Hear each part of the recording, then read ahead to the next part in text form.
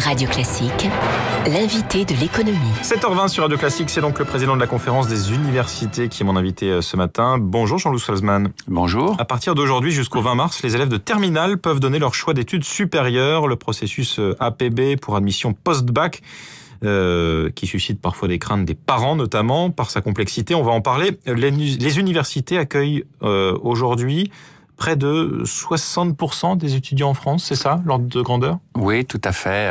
Aujourd'hui, l'université accueille la très grande majorité des bacheliers.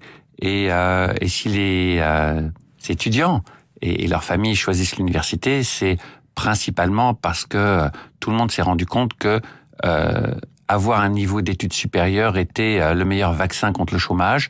Et nous insérons maintenant vraiment très bien nos étudiants. C'est un cliché qui a la vie dure, les facs sont des usines à chômeurs, c'est pas vrai ? Écoutez, il y avait justement un titre contraire dans Le Monde il y a 2-3 jours.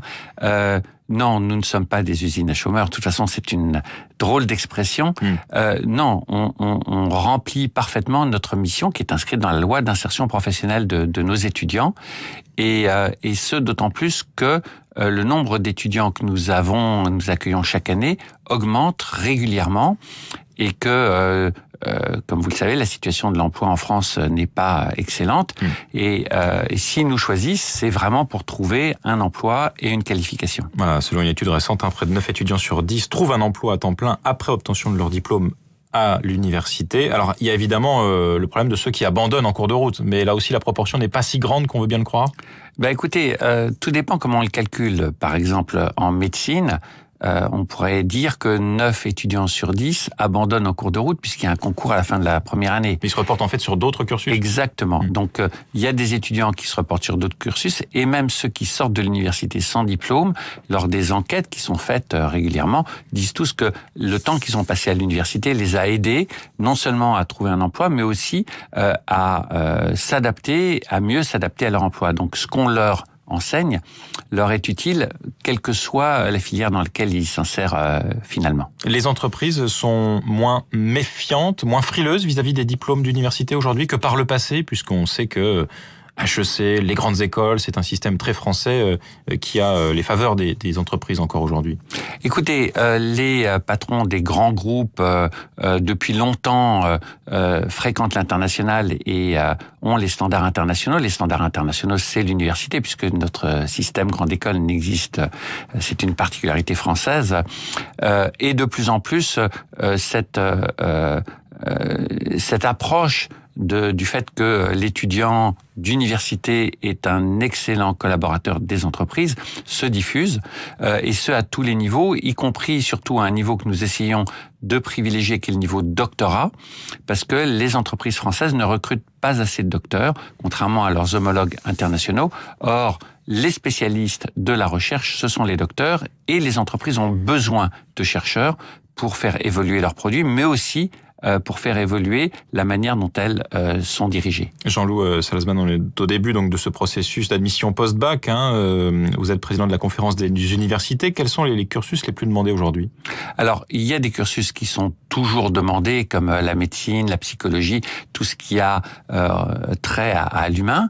Mais on voit actuellement, avec l'augmentation du nombre d'étudiants, le regain des filières scientifiques, et ça, c'est très bien. Et surtout, ces filières scientifiques sont de plus en plus demandées par des jeunes filles, et il est très important que ces filières scientifiques soient complètement démystifiées et que l'on puisse proposer à ces jeunes des carrières très intéressantes. Aujourd'hui, à Bac+2, Bac+3, on a un manque terrible de jeunes qui connaissent la technologie, l'informatique, l'électronique, et ce sont des carrières tout à fait intéressantes. Ce sont les débouchés les plus prometteurs. Le problème, c'est de s'y retrouver face à la pléthore de formations et de cursus proposés par les universités. Est-ce que ça a été simplifié, ça, dans ce processus d'admission post-bac qui démarre aujourd'hui ? Alors, admission post-bac, c'est vrai que c'est un grand moment de convivialité familiale, puisque ou de stress. Oui, puisque tout le monde se retrouve devant l'ordinateur pour essayer d'aider. Alors, Ce que moi je peux dire, c'est que d'une part, le gouvernement simplifie de plus en plus l'admission post-bac. Maintenant, on a des vœux groupés par regroupement, par grande région territoriale. Et deuxièmement, par exemple à Paris, si on choisit des études de droit, c'est toute l'académie qui est prise en compte. Voilà, c'est même toute l'académie, c'est même toute l'Île-de-France qui peut être prise en compte, qui permet donc de s'assurer que l'étudiant, quand il choisit un premier vœu qui est un premier vœu raisonnable, aura toutes les chances d'avoir son premier vœu réalisé. Et ça, c'est vraiment très important. On essaye au maximum de faire que l'étudiant, le futur étudiant, puisse se projeter dans un choix professionnel et surtout essaye d'être réaliste par rapport à son premier vœu. S'il est réaliste par rapport à son premier vœu, il aura son premier vœu. C'est vrai qu'en droit, par exemple, tout le monde veut aller à Assas, qui est l'une des meilleures facs de droit aujourd'hui en France, mais il n'y a pas assez de place. Donc, si on a envie d'aller en droit, mais qu'on n'a pas son choix privilégié, et que si on veut faire autre chose plutôt que d'aller, je sais pas, à Marne-la-Vallée ou à Créteil, sans préjuger des qualités de ces universités, là on ne peut pas, puisque le processus actuel d'admission post-bac fait que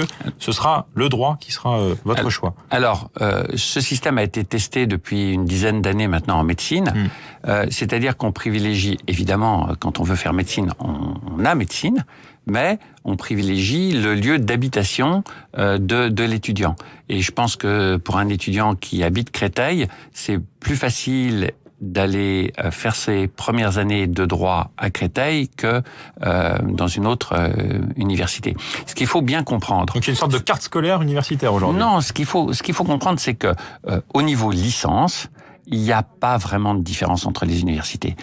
La spécification, la spéciation, la différenciation des cursus se fait au niveau master. Elle se fait pas au niveau licence.